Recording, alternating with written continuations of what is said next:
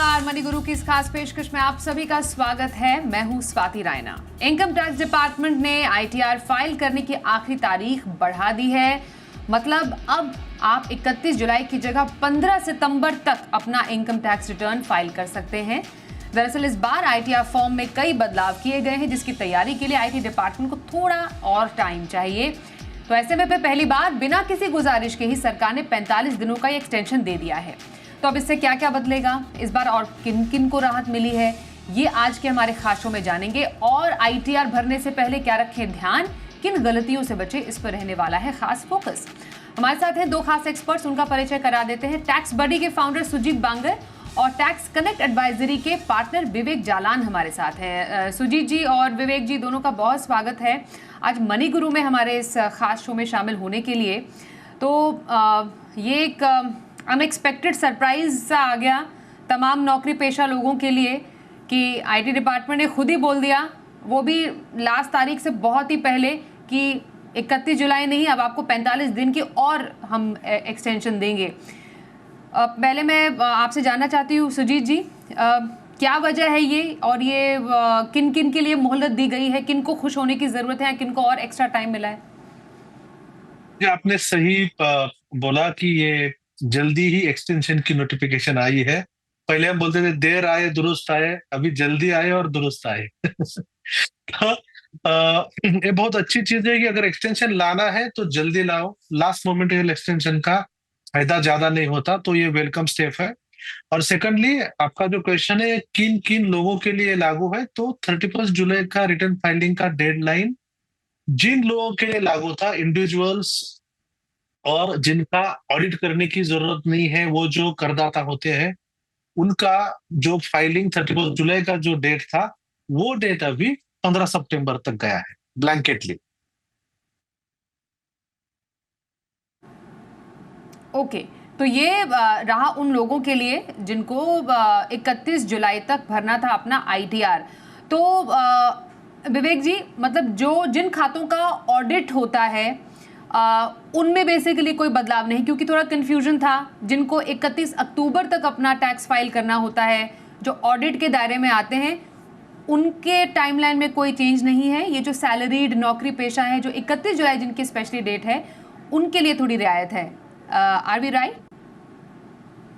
स्वाति जी, ये सही है कि सिर्फ जिनकी डेडलाइन 31 जुलाई थी, जैसा सुजीत जी ने भी कहा, उन्हीं के लिए ये टाइमलाइन जो एक्सटेंशन हुआ है एप्लीकेबल है। जिनकी फाइलें ऑडिट होंगी, जिनका डेट 31 अक्टूबर है या 30 नवंबर, जिनकी फॉरेन टैक्स इनकम के लिए ऑडिट होगी, उनके लिए ये एक्सटेंशन नहीं है। एक और चीज़ मैं कहना चाहता हूँ, आपने कहा जैसे कि इनकम टैक्स रिटर्न जो है, ये एक जो एक्सटेंशन है, ये बहुत पहले आ गया और बिना मांगे ही आ गया।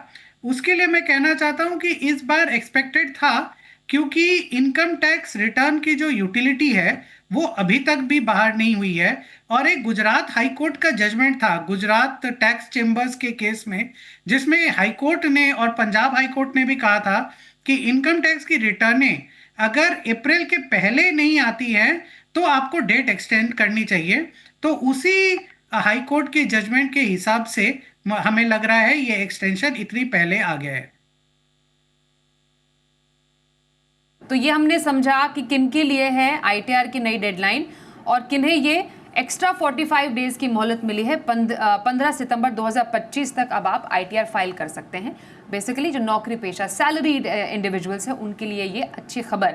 पर सुजीत जी, इस बार हमने देखा कि आईटीआर फॉर्म्स में कुछ बदलाव हुए हैं। क्या यही एक बड़ी वजह है जिसकी वजह से टैक्स डिपार्टमेंट को लगा कि हो सकता है लोगों को थोड़ी दिक्कतें पेश आ सकती हैं, थोड़ा समझने में वक्त लग सकता है, इसलिए क्यों ना थोड़ा सा और टाइम दे दिया जाए? और क्या ये भी आपको लगता है कि हो सकता है सिर्फ ये 45 डेज ही नहीं, इसको थोड़ा और बढ़ाने की नौबत आ सकती है? अगर हम प्रेसिडेंस लास्ट 2 सालों का देखें, तो 2 साल में डिपार्टमेंट ने ये प्रेसिडेंस रखा था कि बहुत जल्दी ही फॉर्म्स वो रिलीज करते थे। मतलब एज अर्ली एज बिफोर 31 मार्च भी डिपार्टमेंट ने फॉर्म रिलीज किया है। तो दिस ईयर फॉर्म रिलीज करने में ही पहले उन्होंने डिले कर दिया। तो पहला डिले कर दिया फॉर्म रिलीज करने में, फिर स्कीमा उन्होंने अभी सिर्फ ITR 1 और 4 का शायद 2 दिन पहले उन्होंने रिलीज किया। तो ये जो डिले है ये अनप्रेसिडेंटेड डिले हो रहा है। तो सिर्फ ये डिले यही एक कारण नहीं है। दूसरी चीज है, जो उन्होंने फॉर्म रिलीज किए उस फॉर्म्स में कुछ मूलभूत, कुछ फंडामेंटल चेंजेस हैं। हम हमेशा ये जानते हैं कि कैपिटल गेन का जो रिटर्न है वो ITR 1 में फाइल नहीं कर सकते, राइट। लेकिन अभी जो चेंजेस आए हैं उसमें अगर आपका 1.24 लाख तक का आपका इक्विटी म्यूचुअल फंड का गेन है जो एग्जेम्पशन के लिमिट में आता है, तो आप ITR 1 में वो रिपोर्ट कर सकते हैं, आप ITR 4 में वो रिपोर्ट कर सकते हैं। पहले ऐसा नहीं था। तो अलॉन्ग विद दैट पहले आपको एक किसी भी एक बैंक अकाउंट आप दे दे जिसमें आप आपका रिफंड का पैसा आपको लेना है तो चल जाता था। अभी जो नए फॉर्म रिलीज किए हैं उन्होंने और एक मेजर चेंज जो लाया है वो है आपको ऑल बैंक अकाउंट जो है आपके वो आपको वहां पे रिपोर्ट करने हैं। बाकायदा उन्होंने वो स्पेशली मेंशन किया है। इवन ATGG का जो रेंट का डिडक्शन होता है, हम HRA लेते हैं, HRA का डिडक्शन अगर हमें नहीं, अगर मैं सेल्फ एम्प्लॉयड हूँ तो मैं ATGG का रिडक्शन ले सकता हूँ, मैं अगर रेंट पे रहता हूँ तो ATGG के डिडक्शन के साथ जो फॉर्म होता है वो अभी रिटर्न के साथ सबमिशन का जो उन्होंने कंपल्सन लाया है। तो ये तो कुछ मैंने चेंजेस बताया आपको, ऐसे और तो मेजर चेंजेस है। HRA में भी उन्होंने बहुत बड़ा चेंज लाया। HRA में भी उनको कंपलसरी किया है अभी यूजर को कि metro, non metro and further further certain certain details to be mention, ये एक अनिवार्य किया है। तो ये सारे चेंजेस जो है ये चेंजेस भी आ रहे हैं और फॉर्म जल्दी आया नहीं, स्कीमा जल्दी आया नहीं। तो इसके कारण एज विवेक जी ने सही बताया कि एवरीबडी इकोसिस्टम में सब लोग सोचते थे कि ये 31 जुलाई एक्सटेंड करना ही पड़ेगा, इस थॉट प्रोसेस पे सब जा रहे थे। और आपका दूसरा जो पॉइंट है कि शायद शायद शायद ये 15 सितंबर के आगे भी जा सकता है, क्योंकि 31 मई को हमारे ऑर्गेनाइजेशन में हजारों रिटर्न फाइल हुए थे last year. As on today India में एक भी रिटर्न फाइल नहीं हुआ अभी तक। बिल्कुल। तो ये कुछ तैयारियां पहले से ही IT डिपार्टमेंट ने की, शायद पहले से ही उन्होंने ये अज्यूम किया या उन्हें लगा कि कुछ दिक्कतें आ सकती हैं, इसलिए बिना मांगे उन्होंने ये मोहलत दे दी है। तो हम समझने की कोशिश करें, जो अब ये एक्स्ट्रा जो दिन विवेक जी मिले हैं, हम ये कहते हैं कि रिटर्न में जल्दबाजी सही नहीं है, लेकिन लेट लतीफ़ी भी सही नहीं है। आप इतना भी देरी मत कर लीजिए कि आपकी डेडलाइन भी निकल जाए। अब तो आपके पास 15 सितंबर तक की तारीख है, तो समय काफ़ी है। जो टैक्स फाइलिंग की जो लोग अब तैयारी करेंगे, बताइए कैसे आप प्रिपरेशन कैसे करनी है? अब जो नए फॉर्म्स हैं उनको समझ के कैसे अपना टैक्स भरें? आपको लगता है कि थोड़ा कन्फ्यूजन होगा या और सरल हुआ है ये जो कुछ बदलाव हुए हैं जिसका जिक्र अभी सुजीत जी ने भी किया? और कौन से डॉक्यूमेंट्स बिल्कुल रेडीली अपने पास मैचिंग या फिर टैली करने के लिए रखने चाहिए? जी हाँ, स्वाति जी, तो ये बात आपकी सही है कि अंत दिन तक अगर 15 सितंबर तक रिटर्न डेट की एक्सटेंशन हुई है तो हम 14 सितंबर तक ना करें रिटर्न फाइल करने की जो डेडलाइन है, वो हम ये ना सोचें कि हम 14 सितंबर को रिटर्न फाइल करेंगे। उसके बहुत पहले ही हमें रिटर्न फाइल कर देना चाहिए। परंतु इसमें काफ़ी सारी दिक्कतें भी आती हैं जो मूलतः दिक्कतें हैं, जैसे कि TDS। आपकी जो सबसे पहली चीज़ आपको चाहिए इनकम टैक्स रिटर्न फाइल करने के लिए, वो है कि अगर सामने वाले ने, अगर आप सैलरी टैक्स पेयर हैं तो आपके एम्प्लॉयर ने आपके ऊपर एक TDS काटा होगा, या आप कोई फॉरेन ट्रैवल कर रहे हैं तो आपके ऊपर TCS काटा गया होगा, या आप कोई और इनकम कर रहे हैं, रेंटिंग इनकम कर रहे हैं तो TDS काटा गया होगा। तो ये जो TDS या TCS आपके पेमेंट या आपकी इनकम पे कट रही है, वो TDS रिटर्न जो आपके डिडक्टर हैं, आपके एम्प्लॉयर या आपके टेनेंट वगैरह, वो लास्ट डेट है उस TDS रिटर्न की 31 मई, जो अभी तक आई भी नहीं है। वो आप 31 मई को अपनी TDS रिटर्न जमा करेंगे। उसके बाद 15 जून तक वो TDS की क्रेडिट आपको अपनी इनकम टैक्स रिटर्न में दिखेगी। तो सबसे पहली चीज़ है 14 सितंबर ना करें, 15 सितंबर ना करें रिटर्न फाइल करने में, लेकिन 15 जून के पहले भी अपने रिटर्न ना भरें, क्योंकि अगर 15 जून के पहले आप रिटर्न भरते हैं तो हो सकता है आपकी सारी जो टीडीएस है उसकी क्रेडिट आपको ना ले पाए आप अपने इनकम टैक्स रिटर्न में। और जब इनकम टैक्स डिपार्टमेंट इसे जो इंटीमेशन भेजती है, जो प्रीलिमिनरी स्क्रूटनी करती है, उसमें भी उसकी क्रेडिट वो नहीं देते हैं, तो बाद में आपको रिवाइज रिटर्न डालनी पड़ती है। नंबर 2, अब जो आपने कहा कि क्या क्या डॉक्यूमेंट्स हम तैयार रखें, सबसे ज़रूरी 2-3 चीज़ें हैं। अपनी बैंक अकाउंट जो है उसे तैयार रखिए आप। बैंक अकाउंट ऑलरेडी 1 अप्रैल 2024 से लेके 31 मार्च 2025 तक की बैंक अकाउंट आपकी रेडी होगी, तो उसे आप डाउनलोड करके रखें एक्सेल में। और उसमें जो आपकी इनकम आ रही है उसे आप अपनी इनकम को क्लासिफाई करके रखें। क्लासिफिकेशन का मतलब क्या है? एक है आपकी सैलरी इनकम, या अगर आप छोटे बिजनेसमैन हैं, छोटे व्यापारी हैं, तो आपकी क्या क्या आपके कस्टमर्स आपको पेमेंट दे रहे हैं। दूसरी, अगर आपकी कोई टेनेंट की लैंडलॉर्ड हैं आप, और अगर आपकी कोई प्रॉपर्टी है जो आपने भाड़े पे दी हुई है, तो उसकी इनकम ईयर मार्क करके रखे, तो क्लासिफाई करके रखे अपनी बैंक अकाउंट में। या अगर कोई इंटरेस्ट इनकम आया है आपका, आपने अगर कोई शेयर या प्रॉपर्टी सेल परचेज की है, तो उसकी आप अपनी बाइफोकेट करके रखें कि ये हमारी इनकम्स है, ये हमारे खर्चे हैं, अगर आप कोई बिजनेसमैन है। नंबर 2, अपनी एसेट या लाइबिलिटी, आपके पास क्या क्या एसेट है। मान लीजिए आपने कोई प्रॉपर्टी बेची है, तो आपकी इस बार वो एसेट कम हो जाएगी, अपनी एसेट लाइबिलिटी। तो अगर आपकी इनकम जो है वो 1 करोड़ के ऊपर है, पूरे साल में 1 करोड़ के ऊपर है, तो आपको अपनी एसेट और लाइबिलिटी, आपकी प्रॉपर्टी है, आपके शेयर्स हैं वगैरह वगैरह, आपके क्रेडिटर्स हैं, वो भी आपको इनकम टैक्स रिटर्न में दिखानी पड़ेगी। तो एसेट और लाइबिलिटी तैयार रखें। तो मूलतः एक प्रॉफिट एंड लॉस अकाउंट और बैलेंस शीट अपनी बना के रखें, ताकि आपको रिटर्न फाइलिंग में सुविधा हो। अगर आप छोटे व्यापारी हैं तो जीएसटी रिटर्न के साथ अपनी इनकम टैक्स की जो आय है वो मैच करा के रखें। काफी बार क्या होता है कि हम किसी इनकम के ऊपर जीएसटी तो दे देते हैं अगर आप छोटे व्यापारी हैं, लेकिन इनकम टैक्स रिटर्न में हम उसे ढंग से दिखाते नहीं, तो एक नोटिस आ जाती है, तो उसे आप तैयारी करके रखें। आपकी जो डिडक्शंस है, जो डिडक्शन आप ले रहे हैं 80C में, जनरली हम 80C में डिडक्शन लेते हैं। मान लीजिए लाइफ इंश्योरेंस की आपने प्रीमियम दी, या आपने एसआईपी की है इक्विटी ओरिएंटेड म्यूचुअल फंड में, तो उसकी आप रसीदें वो आप तैयार रखें। तो ये सारी चीजें और सारी जितनी डॉक्यूमेंट्स हैं आपकी बैंक स्टेटमेंट से लिंक करके, वो आप तैयार रखें इनकम टैक्स फाइल करने के पहले। जी, ओके, तो आपने सबने आई होप नोट कर लिया होगा कि आपको टैक्स फाइलिंग के समय किन किन डॉक्यूमेंट्स को अपने साथ रखना है। तो इसी के साथ एक ब्रेक के लिए यहाँ पर रुकते हैं। ब्रेक के बाद जरा समझेंगे अपने दोनों एक्सपर्ट से कि आईटीआर फाइलिंग के टाइम किन गलतियों से आप बचें। बने रहिए हमारे साथ और देखते रहिए मनी गुरु।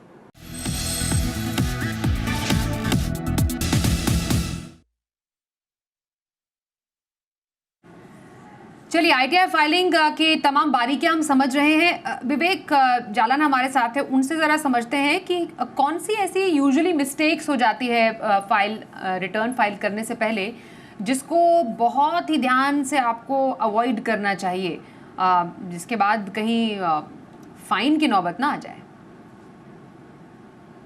जी हाँ, स्वाति जी, तो काफ़ी सारी नॉर्मल मिस्टेक्स टैक्स पेयर्स करते हैं। सबसे बड़ी मिस्टेक जो मैंने पहले भी कहा कि बैंक स्टेटमेंट में जितनी इनकम आ रही है उसे इनकम टैक्स रिटर्न में डिस्क्लोज नहीं करते हैं।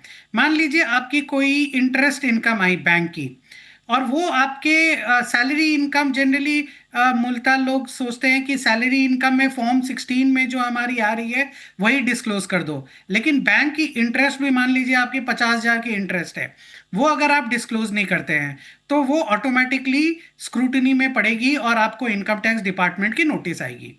दूसरा, इनकम टैक्स रिटर्न फॉर्म सही से चुने, क्योंकि अगर मान लीजिए आपकी कोई बिजनेस इनकम है और आपने आईटीआर 2 डाल दी तो गलत है। अगर आपकी इनकम जो है वो 2-3 करोड़ है और आईटीआर 1 डाल दी तो भी आपकी वो जो डिफेक्टिव रिटर्न हो जाएगी।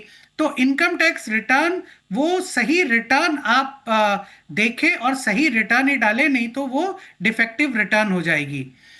तीसरा और सबसे इंपॉर्टेंट, अपनी जो टीडीएस आपकी जो कटी है 26 एएस में, एक तो है वो टीडीएस सारी क्लेम करना, इंपॉर्टेंट ये भी है कि जिस इनकम के ऊपर आपकी टीडीएस कटी है वो इनकम को भी अपनी आईटीआर में दिखाना, नहीं तो क्या होगा कि इनकम जो है आपकी वो आईटीआर में नहीं आएगी और टीडीएस की आप क्रेडिट क्लेम करेंगे या टीसीएस की आप क्रेडिट क्लेम करेंगे तो वो भी आपकी इनकम टैक्स डिपार्टमेंट जो है वो एक नोटिस आ सकती है आपको कि आपने इनकम तो ऑफर किया ही नहीं टैक्सेशन में और टीडीएस इसके ऊपर आप क्लेम करने चले गए।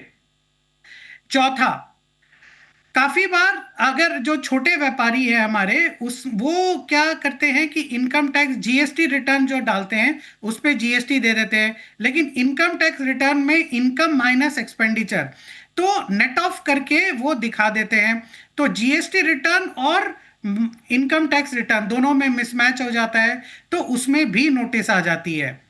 पांचवा, काफी बार इन्वेस्टमेंट इनकम होती है आपकी, अगर आपने शेयर सेल परचेज किया है तो उसकी आपकी जो इनकम आती है वो आप ठीक से डिस्क्लोज नहीं करते, लॉन्ग टर्म कैपिटल गेन है कि शॉर्ट टर्म कैपिटल गेन है वो आप ठीक से उसकी आकलन नहीं करते, और वो अगर शॉर्ट टर्म को आप लॉन्ग टर्म में दिखा दिए तो आपने टैक्स कम पे किया तो उसके ऊपर भी नोटिस आ जाती है। और छठवा जो सबसे ज़रूरी है इस बार के रिटर्न में, और इस बार के रिटर्न को डिले इसीलिए किया गया है, सबसे इंपॉर्टेंट चीज़ जो है वो है कैपिटल गेन। कैपिटल गेन हमें पता है कि जो बजट आया था जुलाई 2024 में, उसमें कैपिटल गेन की पूरी स्ट्रक्चर को चेंज कर दिया गया है। अगर आप प्रॉपर्टी जो है अपनी वो 23 जुलाई 2024 के पहले बेचे हैं तो उसमें आप इंडेक्सेशन ले सकते हैं, अगर उसके बाद बेचे हैं तो इंडेक्सेशन नहीं ले सकते। अगर उसके पहले बेचे हैं तो कैपिटल गेन या तो 20% विद इंडेक्सेशन या 10% विदाउट इंडेक्सेशन जो लॉन्ग टर्म कैपिटल गेन है वो आपको डालनी पड़ेगी। और अगर आप 23 जुलाई 2024 के बाद प्रॉपर्टी अपनी सेल किए हैं तो उसमें आपको 12.5% विदाउट इंडेक्सेशन आपको जो long term capital gain charge होगा। शॉर्ट टर्म कैपिटल गेन भी 15% से 20% हो गया है। तो कैपिटल गेन की जो पूरी जो स्ट्रक्चर है वो चेंज हो गई है इस साल के दौरान। तो अगर आपकी कोई कैपिटल गेन हो तो उसकी आकलन ठीक से करें, उसके ऊपर टैक्स अपनी जो एस्टिमेट ठीक से करें, उसके ऊपर कंप्यूटेशन करें और सही से इनकम टैक्स रिटर्न डालें ताकि जो है वापस से नोटिस ना आए आपको। तो ये कुछ गलतियां हैं जो आपको खास तौर पर 2025 में तो बिल्कुल भी नहीं करनी है। सुजीत जी, आखिरी सवाल आपसे होगा बहुत संक्षिप्त में, ये कि कई लोगों को लगता है कि हमारी तो उतनी आय ही नहीं है कि हम आईटीआर फाइल करें, तो जरा ये गलती और गलत फहमी दूर करने की जरा कोशिश कीजिए लोगों की। क्या आईटीआर फाइल अगर आप टैक्सेबल इनकम में नहीं आते फिर भी फाइल करना जरूरी है? ये सबसे पहली चीज तो गिग वर्कर में तो फाइलिंग का बहुत अवेयरनेस बढ़ रहा है। तो आपका टीडीएस आपका हो रहा है और वो आपको रिफंड चाहिए तो आपको फाइल करना ही है, राइट, उसमें कोई चारा नहीं है।